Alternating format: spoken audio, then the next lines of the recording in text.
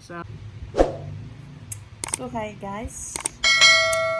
Hi, magbe-bake tayo ng brownies ngayon para may merienda tayo mamaya.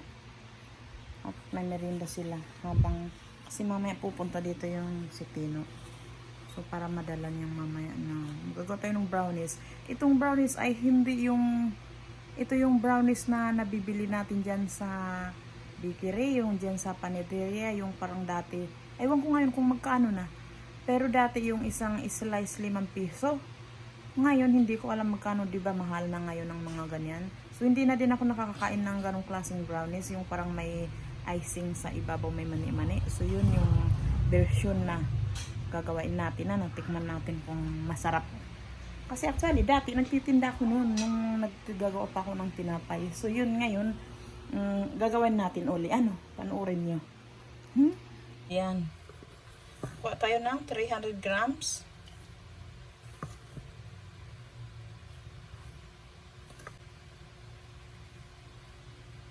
$2.99.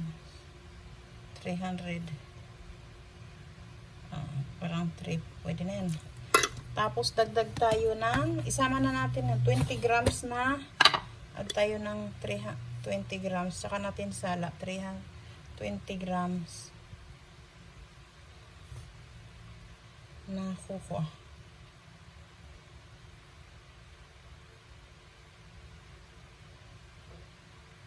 O yan.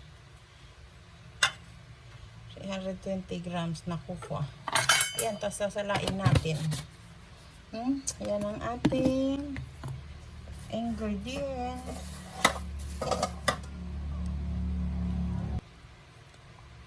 Tapos yung gagawin ko, pagkatimbang ko ng ganyan, sasalain ko na silang dalawa para lang mawala ang bubo. Take note guys, yung tawag dun? Yung coco gagamitin, yung 20 grams, ang coco gagamitin mo yung sa palengke, yung nabibili. Pangit ang lasa nun. Ito yung nabibili na sa mamahaling coco. Pero kung siguro paninda o yung pangmasa, hindi ko lang sure kasi hindi ako nakakagamit ng ganong klaseng coco yung nabibili sa palengke. Sasalain ko lang. Ganito ko na lang para lang walang buo-buo. Nagpapainit na ako ng oven doon.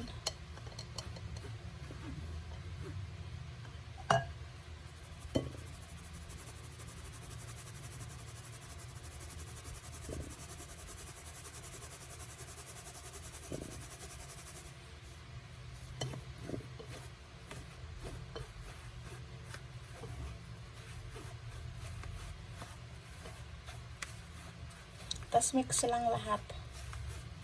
Wala nang ano.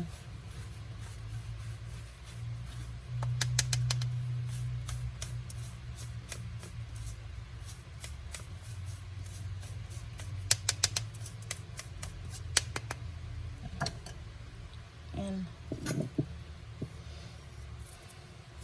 Tapos yan na. Magsukat pa tayo ng ibang ano pa. Sukat natin. Dilibagan ng ating let's say asukal. Ang gagamitin nating asukal, segunda. So ang kailangan natin ay 250 grams 250 grams na asukal.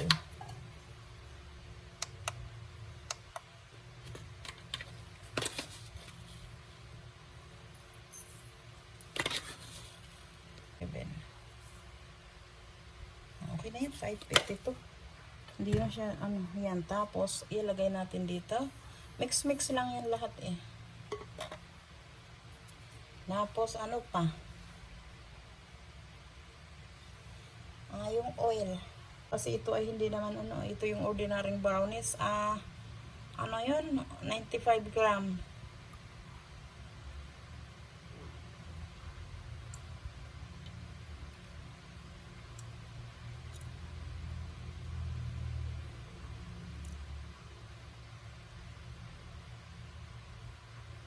Pasensya na. 92. Parang 3/4. O yan, 95. Tapos, lagyan ko muna pala ng ano doon, yung baking powder muna. 1 tablespoon baking powder, lalagay ko doon. Mix ko na. 1 tablespoon baking powder. Ito. Ihalo na natin doon. Sa ating ano. 1 tablespoon to. Ayan.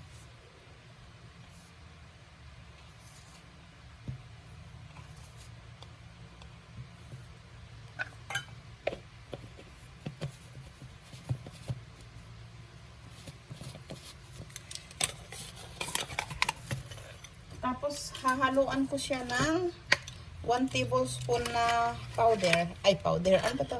Milk powder. Milk. Ang ginamit ko yung iniinom. Alam niyo na yung blue. Pero kung sa mga like paninda, pwede na skim milk o yung parang may mga tatak na yung mas mura. Itong ginamit ko yun yung iniinom sa bahay. Alam niyo na kung ano yun. Tapos, yun. Yeah, baking powder, oil. Tapos vanilla. Tapos lagay na natin yung oil. Pag mixin lang naman at tubig yan. O kaya dito tayo maglagay ng tubig. O. Dito tayo maglagay ng tubig. Yung tubig naman yan ay 300 ml. Grams na lang pares rin naman yun.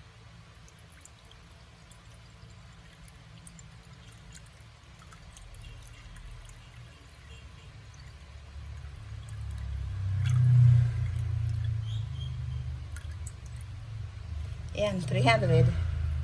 Kita nyo ba? 300.1. So, okay na yan. Ngayon, islagay na natin lahat dito. I-mix na natin. Pagsamahin lang naman yan lahat, guys. Ayan, tapos yan. Mix na natin. Haluin ko muna itong mga dry. So, ganun din naman. Tapos, lagay na natin itong 300 gram na ano. Tubig. And then, mix na din natin yung mantika. Ganun na din naman yan eh.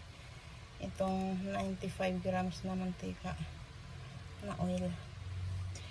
And then, ayan, mix natin. Alam, di ba yung mga sa ano na yun, para mas ma-dark yun? Kung hindi nagamit yung sa mga, sa, anong tag doon, yung sa panaderia. Ano lang yan, dinadagdagan nila ng food color. Actually, may timpla ko noon na ano, para lang iisang timpla lang siya tapos food color lang. Mayroon akong nakilala dati na panadero tapos parang doon sa isang GC nung nagtitinda pa ako ng ano, siya yung nagturo sa akin ng mga ganyang technique sa mga panaderia. Tapos lagyan natin ng 1 tablespoon na vanilla. 1 tablespoon. Tapos nilalagyan pa nga ito ng yeast. Yung mga sinaunang recipe. Pero pwede din naman hindi. Hindi ko na malagyan kasi wala ako. Yun naman, pag nilagyan mo nun, ay kailangan mong aalsahin pa ng mga ilang minuto bago mo siyang lutuin. Parang ganon. So, ito, baking powder lang. Ganito. Tapos nilahaluan pa lang yan para mas maano. Tapos itong lutuan kong pan, nasaan na ba? Dito. Tapos dito ko siyang lulutuin. Ito ang aking pan. Ang sukat nito ay susunatin natin ang sukat ng ating pan. So yan, nilagyan ko lang siya ng baking paper dito. Wax paper ba or ano yan. Tapos yan, ilagay na natin ito. Tingnan yung consistency. Medyo malabnaw siyang ganito. Ilagay na natin.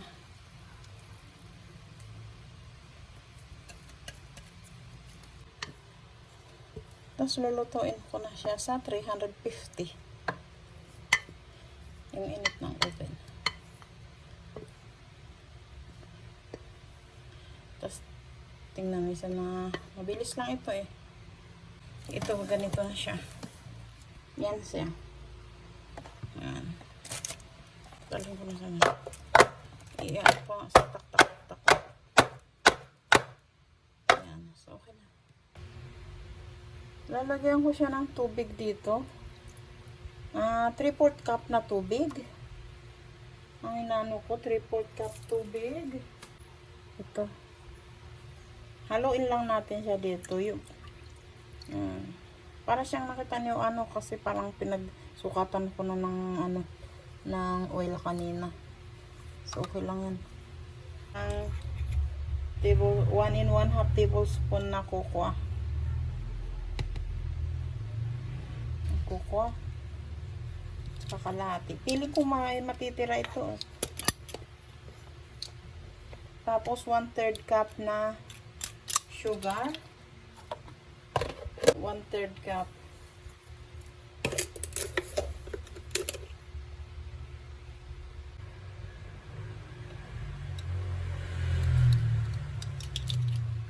Mix na siya lahat, lutuin. 1 tablespoon. 1 and 1/2 tablespoon din na harina. Tapos ito pa, 1 tablespoon.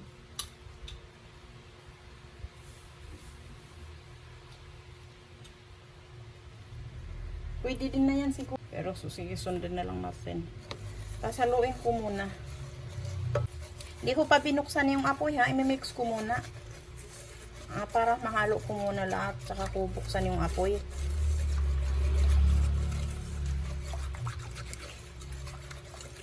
Ngayon, tigilan lang ito kapag halimbawa pero wag mo tigilan yung halo kahit binuksan mo ng apoy. Ito hindi ko pa inano. Minix ko lang muna para lang mag ano.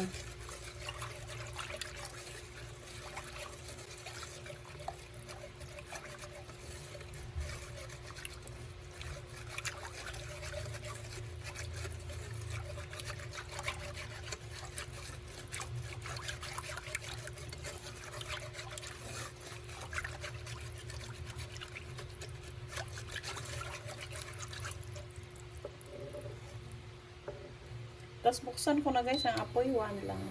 Kaya matutunaw din naman itong mga ano na to. Tapos hanggang maano mo na yung parang yung consistency ng yung parang tawag doon, yung basta makikita mo yun yung mga medyo malapot na. Yun na, okay na, titigilan na.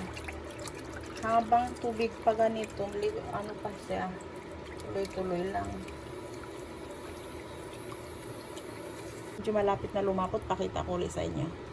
Pero alam niyo ba guys, yung mga ganito, may nabili ako na yung mga, yung choco flavor na yung tinitimpla, kahit anong brand, yung mga ganon, yun ang inaano lang nila yung pinanlalagay lang nila sa brownies yun lang yung parang kinakanaw nila, pinapalapot-lapot nila.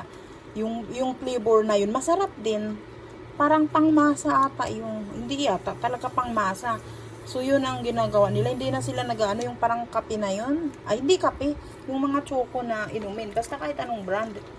Kasi nung nakaraan na, ano, na, yun ang sabi ng mga, pero yung karamihan sa atin na mga nagmamagaling, or yung mga pasosyal, ayaw nila ng ganun. Yung mga pangmasa, yun, yung okay na ang ganun. Wala nga lang ako, kung mayroon ako, haluan ko na sana ito ng ano, para naman maging litsi caramel kaso wala akong maihalo, kaya ito na lang, stick na lang tayo dito sana. Basta maganda ang kukuha niyo, maano na, okay na din. Lalaputin lang natin ito. Tingnan nyo guys ano na, malapit na. Ano? Kasi mag-ano pa ito, pagbuhos mo dun sa ibabaw ng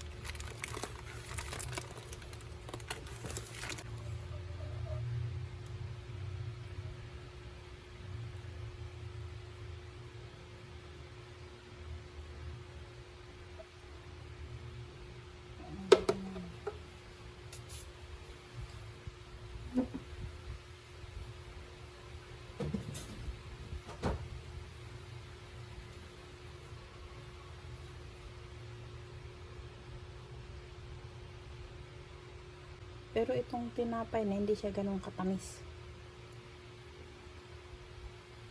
Parang magpapatamis na lang din dito yung parang sa ibabaw.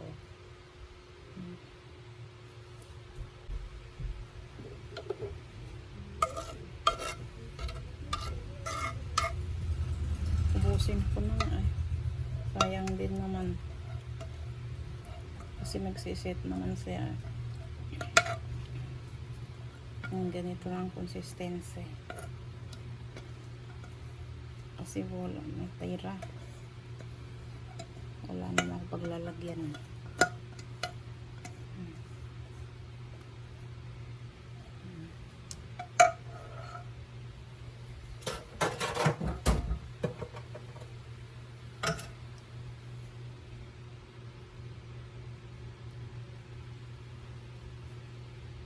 Patong natin doon sa pantay. Ito kasing dito sa ano natin hindi pantay yung ano eh. Mababa doon.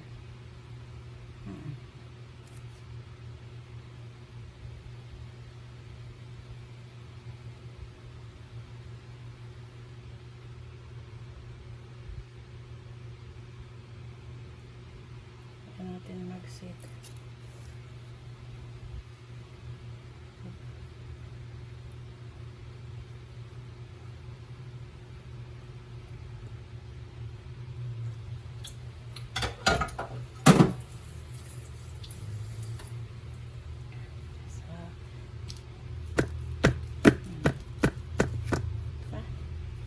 Lalagyan lang natin siya ng sprinkles. Meron ako dito sprinkles. Binili ko sa palengke nung nakaraan. So, dahil wala akong mani, sprinkles na lang.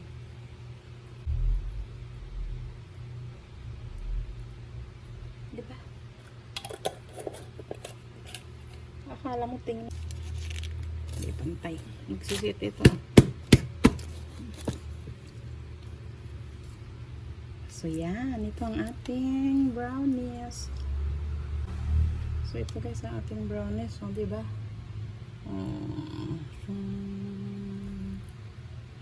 Diba?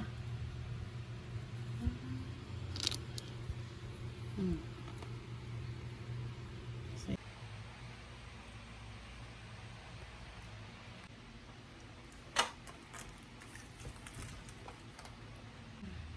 ito ang ating brownies ha. Titikman natin ha. Kukuha ako ng ano slice natin. Ay na dito lang pala.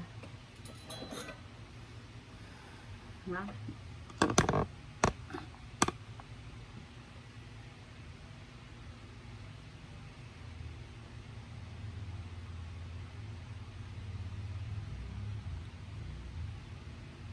Di ba yung binibili nating bawang sa ano, naglilibag din naman yun, di ba nga? So, let's see ganito. Pero ngayon, hindi ko na alam yung costing sa ganito kasi hindi na naman ako nagtitinda. Nagtitinda ako dati ng ganito guys, yung nagtitinda pa ako ng tinapay. So, yan.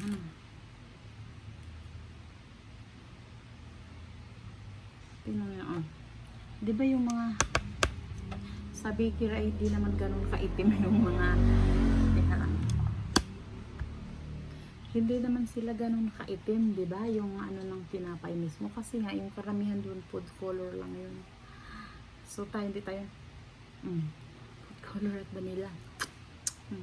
Diba? So tikman natin.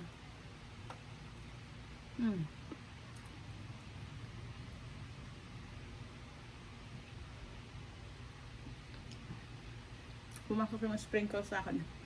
Ito yun.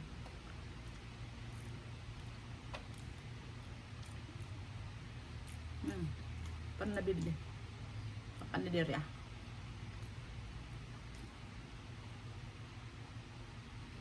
Siguro ko lang ilagay nito. Hindi siya natutulo Kala natutulo. Hindi. Nakasit lang siya yan kahit ganyan parang rami siya kanina nagkalat. Pero hindi siya babagsak.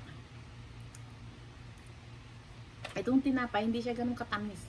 Kung gusto niyo mas matamis, dagdagan niyo pa siya ng asukal, pero ito hindi siya matamis. Ang magpapaano na talaga sa kanya, papatamis yung nasa pang icing niya sa ibabaw.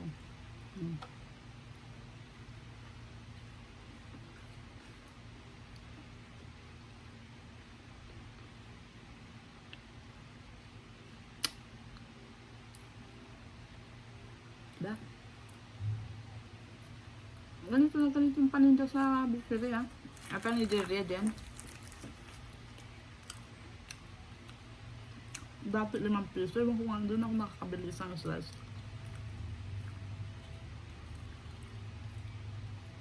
Kasi yung kalahating kilo, pwede na doon sa isang malaking pan na lutuan. Ito, maliit lang, kalahati lang ito. Parang ang kalahating kilo kapag ka nagawa ka ng ano, isang pan na yun, okay na din. Matubo na din. Pero yung cocoa ngayon ang mahal ha. Kain pa ako. Yung cocoa ano, diba? Mahal. Pero mas masarap. Actually, yung sa mga bakery, hindi naman yung kukuha ganito, food color lang yung brown. Tapos dito na lang nag-ano. One time, magagawa tayo ng ganun. May nagturo sa akin na panadero na naging kakilala ko dati na ano, doon sa mga dati. Nung nag-ano pa ako, tinuruan niya ako ng ganun. Panadero. Sa group ng mga nagbe-bake ganun. Yung mga lumang style pa ito, mga ganitong gawa. Pero masarap na yung mga una nga, namimiss natin yung lasa nung ano, iba na sangaw, di ba?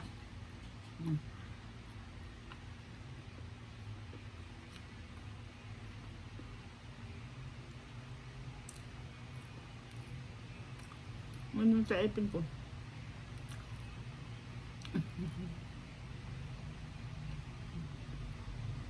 Yung sprinkles ko, pumangasok ang ngipin ko. Mapasok.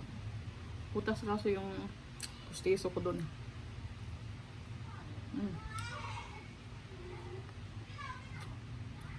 Hindi nga lang talaga tumatamis itong tinapay mismo. Dagdagan mo ng asukal, gusto nyo matamis. Pero para sa akin, okay lang, hindi matamis itong ilalim. Kasi itong magpapatamis.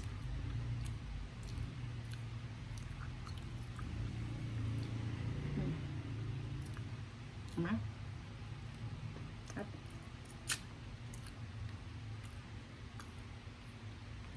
so, iwan ko na lang itong ano, itong akin. Yung kinat ko. Iwan ko na lang, tapos padala ko na lahat sa kabila. May ano pa, 4 pang slice. Ito, 4. Yung kinat ko dito akin. Ito, papadala ko sa kanila.